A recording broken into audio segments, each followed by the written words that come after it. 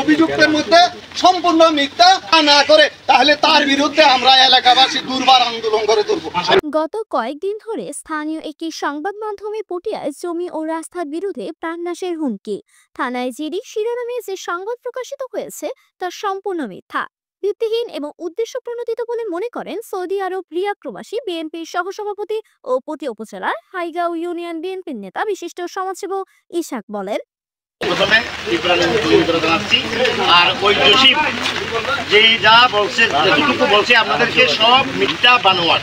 এখানে আমার এলাকাবাসী আছে, সবাই ওনার বাড়ির পাশে লোক আছে, সব আছে, আমার এলাকার লোক আছে।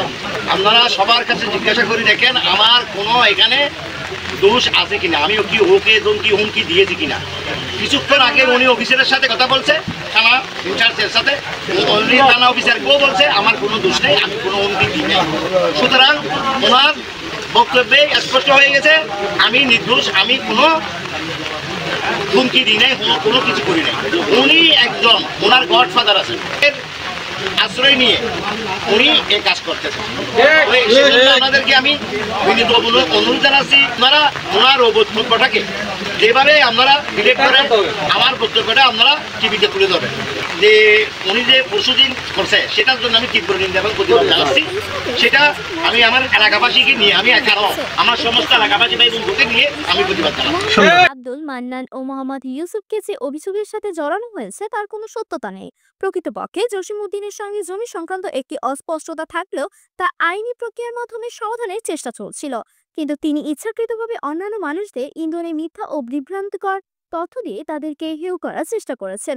এ বিষয়ে স্থানীয় লোকজন বলে, আমরা কারোর সঙ্গে অশুভ আচরণ করিনি, বরং জসিমউদ্দিন নিজেই একাধিকবার আমাদের সঙ্গে উত্তেজনাকর ও উস্কানিমূলক আচরণ করেছেন। তার অভিযোগ সম্পূর্ণ রাজনৈতিক উদ্দেশ্য প্রণোদিত ও ব্যক্তিগত আক্রোশপ্রসূত। আমরা সংশ্লিষ্ট সংবাদ মাধ্যমের কাছে জোর দাবি জানাচ্ছি এই মিথ্যা সংবাদটির প্রতিবাদ প্রকাশের মাধ্যমে আমাদের সম্মান ফিরিয়ে দেওয়া হোক।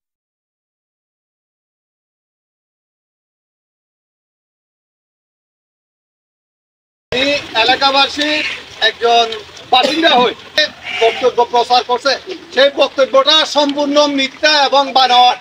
ইসহাক সাহেব এবং মান্নান সাহেব ওই জায়গার একজন কমিটির মেম্বার, তাদের সাথে কোনো প্রকার এই আলাপ আলোচনা বা বাদ বিতরণ হয় নাই। এই তথ্যটা প্রচার করাতে আমরা এলাকাবাসী সবাই তীব্র নিন্দা জানাই এবং এই অভিযুক্তের মধ্যে সম্পূর্ণ মিথ্যা না করে তাহলে তার বিরুদ্ধে আমরা এলাকাবাসী দুর্বার আন্দোলন করে তুলব।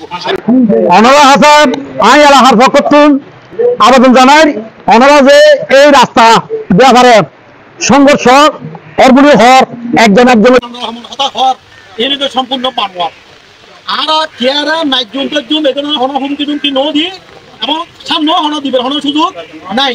পশ্চিমে যে একখান বিবৃতি দিয়ে টিভি মেজিমূল্য হয়তো স্যার এলাকাবাসীর পক্ষতুন এই এখন আর জানি এখন যাতে এলাকাবাসী ব্যাগুন হওয়া টিভি দিলে কিন্তু এখন সত্য এলাকাবাসী ব্যাগুনের পক্ষতুন আর তীব্র প্রতিবাদ জানায়।